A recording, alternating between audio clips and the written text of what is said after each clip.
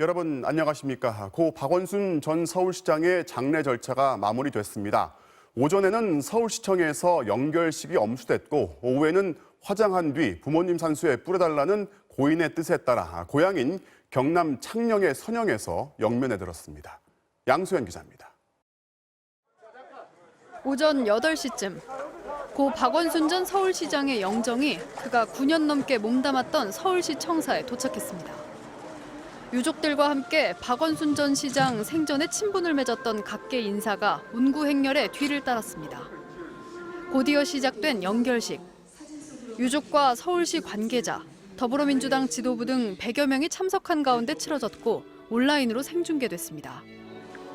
코로나19 방역에 협조하며 고인의 뜻에 따라 소박한 장례를 치른다는 취지였지만 서울시가 주관하는 장례에 반대하는 비판 여론도 고려한 것으로 풀이됩니다. 장례위원회 공동위원장인 백낙청 서울대학교 명예교수는 우리 사회를 크게 바꿔놓은 시민운동가라고 박 전 시장을 추모했습니다. 시민사회에 대한 당신의 알뜰한 보살핌과 뜨거운 북돋움이 끊이지 않았는데 이제 당신 없이 우리가 그 많은 일들을 어떻게 이어갈지 막막해진 것입니다. 그러면서 박 전 시장의 공인으로서 행적에 대한 평가는 애도가 끝난 뒤에 본격적으로 시작될 수 있을 것이라고 덧붙였습니다. 궂은 장맛비 속에서도 시민들은 분향소를 찾아 먼 길을 떠나는 박 전 시장과 함께했습니다.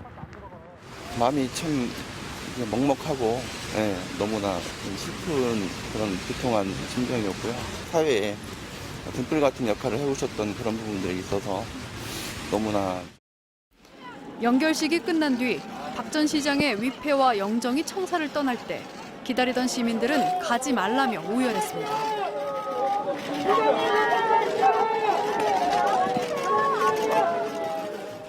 오전 10시 40분쯤 박 전 시장의 시신은 서울 추모공원에서 화장된 뒤 고향인 경남 창녕으로 향했습니다.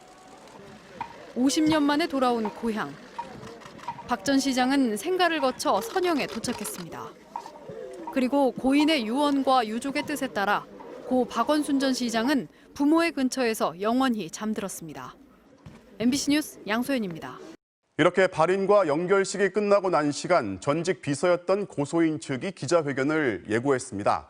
박 전 시장 측에서 오늘만큼은 회견을 재고해달라 요청했지만 고소인 측은 장례 기간 동안 최대한 기다렸고 발인을 마쳤다면서 오후에 기자회견을 진행했습니다. 지금부터는 회견 내용과 박 전 시장 측의 입장을 전해드립니다. 고소인 측은 비서로 일하던 4년 동안 성추행과 성희롱이 계속됐다면서 수사를 통해 진상이 밝혀져야 한다고 주장했습니다. 먼저 신수아 기자입니다. 오늘 오후 피해 호소인을 대리해 여성단체들과 변호인이 기자회견을 열었습니다. 본 사건은 박원순 전 서울시장의 유력에 의한 비서 성추행 사건입니다. 이는 4년 동안 지속되었습니다. 장소는 시장 집무실이나 집무실 안 침실로 점점 가해 수위가 높아졌다고 주장했습니다. 박 시장이 즐겁게 일하기 위해 셀카를 찍자며 부적절한 신체 접촉을 하고 침실로 불러 안아달라고도 했다는 겁니다. 무릎에 나 있는 멍을 보고 호호해주겠다고 하면서 피해자의 무릎에 자신의 입술을 접촉하는 행위를 했습니다. 이들은 부적절한 행위가 다른 부서로 발령난 뒤에도 이어졌다고 주장했습니다. 고소인 측은 박 전 시장이 텔레그램 비밀 대화방에 초대해 음란한 문자와 속옷만 입은 사진을 전송했고 증거도 제출했다고 설명했습니다. 비서직을 그만둔 이후 올 2월 6일에 심야 비밀 대화를 초대한 증거도 제출을 했습니다. 여성단체들은 모두에게 미안하다는 말로 책임이 끝난 것이 아니라며 관계 당국이 나서 반드시 사실관계를 밝혀야 한다고 요구했습니다. 피해 호소 여성은 입장문을 통해 안전한 법정에서 그분을 향해 이러지 말라고 소리 지르고 힘들다고 울부짖고 싶었다면서 용서하고 싶고 인간적인 사과를 받고 싶었다고 호소했습니다. 저는 앞으로 어떻게 살아야 할까요? 저는 살아있는 사람입니다.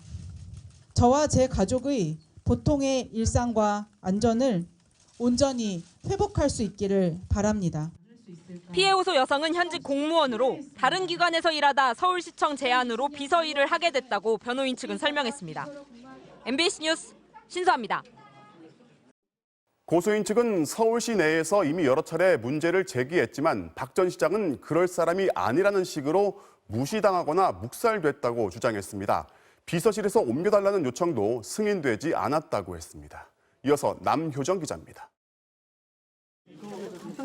피해 호소 여성은 지난 4년간 서울시의 동료 직원들에게 피해를 알렸다고 말했습니다.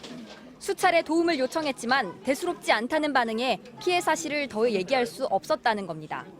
시장은 그럴 사람이 아니라며 시장의 단순한 실수로 받아들이라고 하거나 비서의 업무는 시장의 심기를 보좌하는 역할이자 노동으로 일컫거나 견디다 못해 비서실에서 떠나기를 요청했었지만 박 전 시장이 승인하지 않아 원치 않은 비서 생활을 계속할 수밖에 없었다고 주장했습니다. 경찰에 대한 의혹도 제기했습니다. 지난 8일 오후 4시쯤 경찰에 출석해 고소장을 제출한 뒤 집에 가지 않고 다음 날 새벽까지 조사를 받았다는 게 고소인 측의 주장입니다. 박 전 시장이 고소 사실을 알고 증거를 인멸할 것을 우려했기 때문이라는 겁니다. 메시지를 보낸 핸드폰을 압수수색하는 것이 절대적으로 필요했기 때문에 담당 수사팀에도 절대적으로 보안을 유지해 줄 것을 요청드렸고 그런데 바로 그날 박 전 시장이 극단적인 선택을 하게 된 건 누군가가 박 전 시장에게 피소 사실을 알려준 것 아니냐고 주장했습니다. 피고소인에게 모종의 경로로 수사 상황이 전달되었고 실제로 박 전 시장은 고소장이 접수된 당일 소수의 측근들과 대책회의를 연 것으로 전해졌습니다. 이에 대해 경찰은 박 전 시장 측에 수사 정보를 유출한 사실은 전혀 없다고 관련 의혹을 부인했습니다. 다만 고위공직자의 범죄이므로 고소장이 접수된 당일 저녁 규정에 따라 청와대에 있는 보고했다고 설명했습니다.